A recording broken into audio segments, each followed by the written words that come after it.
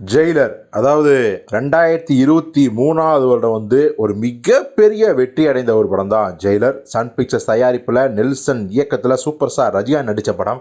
இந்த படம் வர்றதுக்கு முன்னாடி வரைக்கும் பார்த்தீங்கன்னா ஏற்கனவே தர்பார் அண்ணாத்தை தொடர்ந்து இது ஹார்ட்ரி ஃப்ளாப் ஆகிடுமோ அப்படிங்கிற ஒரு சந்தேகம் இருந்துச்சு. ஹேட்டர்ஸும் அதை சோசியல் மீடியா முழுக்க பரப்பிட்டு இருந்தாங்க.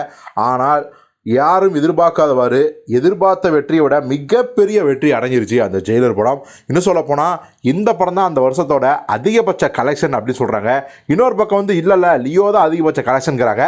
ரெண்டில் எது உண்மை அப்படிங்கிறது சம்மந்தப்பட்டவங்க மட்டும் தெரியும். ஆக மொத்தம் ஜெயிலர் ரஜினிக்கு வந்து 2K கிட்ஸ் மத்தியில் ஒரு மிகப்பெரிய ஒரு அதிர்வலையை உண்டு பண்ணிடுச்சு அப்படின்னு தான் சொல்லணும். அதனால தான் பார்த்தீங்கன்னா அவர் வந்து அடுத்த ஜெயிலர் 2க்கு ரெடியாகும் போதே ரசிகர்களை வந்து முழுசாக திருப்திப்படுத்தணும் அப்படிங்கிற விஷயத்தை வந்து நம்ம நெல்சன்ட்ட சொல்லிட்டாராம். நெல்சன் அதனால தான் கிட்டத்தட்ட ஒரு வருஷம் இழைச்சி அந்த ஜெயிலர் 2ஆம் பாகத்தான ஸ்கிரிப்டை வந்து ரெடி பண்ணியிருக்காரு. அதனால தான் பெருசாக வந்து அவர் வெளியே வரவே கிடையாது. இப்போ என்ன ஒரு அப்டேட் அப்படின்னா, நமக்கே தெரியும் இந்த ஜெயிலர் படத்தோட அந்த ப்ரோமோ வீடியோ ஷூட்டிங் நடக்க போகுது. டிசம்பர் 12ஆம் தேதி ரஜினியோட பிறந்தநாள் அன்னைக்கு அது ரிலீஸ் ஆக போகுது அப்படின்னு.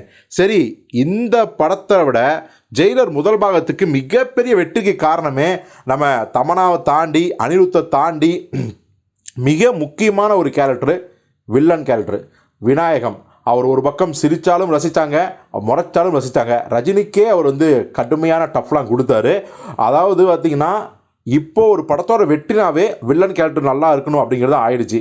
ஸோ அந்த வரிசையில் இப்போ ஜெயிலர் 2 படத்துக்கும் மிகப்பெரிய ஒரு வில்லன் இருந்தே ஆகணும் அப்படிங்கிறது எழுதப்படாத ஒரு சட்டமாயிடுச்சு. எப்படி பாஷாவுக்கு ஒரு ரகுவரனோ படையப்பாவுக்கு ஒரு நீலாம்பரியோ அதாவது ரம்யா கிருஷ்ணோ அது மாதிரி தான் ஜெயிலருக்கு விநாயகம் வந்த மாதிரி இந்த படத்தோட வில்லன் கேரக்டரையும் ரொம்ப ஸ்ட்ராங்காக பண்ணி வச்சுக்காராம். இந்த படத்தோட 2ஆம் பாகத்துக்கான கதையை கேட்ட ரஜினி ரொம்பவே உற்சாகம் ஆயிட்டாராம். அதாவது இல்லை, நான் எதிர்பார்த்த வில்லன் கேரக்டர் இதுதான், இப்படி தான் இருக்கணும் அப்படின்னு நெல்சனை பாராட்டாராம். இப்போ என்ன ஒரு சிக்கல்னா, இந்த கேரக்டரில் நடிக்கிறதுக்கு யார் அப்படிங்கிற ஒரு பரிசீலனை பல முறை போச்சா. அவங்க முதல் ஆப்ஷனாக வச்சிருக்கிறது நம்ம அனுராக் காஷ்யப். தொடர்ந்து இமைக்கா நொடிகள் மகாராஜாவில் வில்லனாக தெரிக்க விட்டவர் இப்போது ரஜினிக்கே வில்லனாக தெரிக்க விட்டால் வேற லெவல் ஃபேஸ் ஆஃப் சீன்ஸாக இருக்கும். ரஜினி வெர்சஸ் அனுராக் அப்படின்னாவே அந்த ஒரு காம்போவே ஃப்ரெஷ்ஷாக இருக்கும். ஜெயிலர் படத்துக்கான அந்த ஒரு விஷயம் எப்படி என்னதான் இருந்தாலும் விநாயகம் கேரக்டர் ரஜினியை விட கொஞ்சம் கம்மியாக தான் இருந்துச்சு. ஆனால் இந்த படத்தில் வந்து அவர் செதுக்கிற கேரக்டர் ரஜினியை விட கொஞ்சம் டாமினேட் பண்ணுற மாதிரி, ஒரு நீலாம்பரி மாதிரி, ஆண்டனி மாதிரினாங்க. ஸோ பொறுத்து பார்ப்போம். இந்த ப்ரோமோ வீடியோலேயே அதற்கான வேலைகள் தெரியும். ஸோ பொறுத்து பார்ப்போம். யாருக்கெல்லாம் அனுராக் காஷ்யப் ரஜினிக்கு வில்லன் நடிக்கிறது செம்மையாக இருக்குன்னு நினைக்கிறீங்களே அதை கமெண்ட்டில் சொல்லுங்கள்.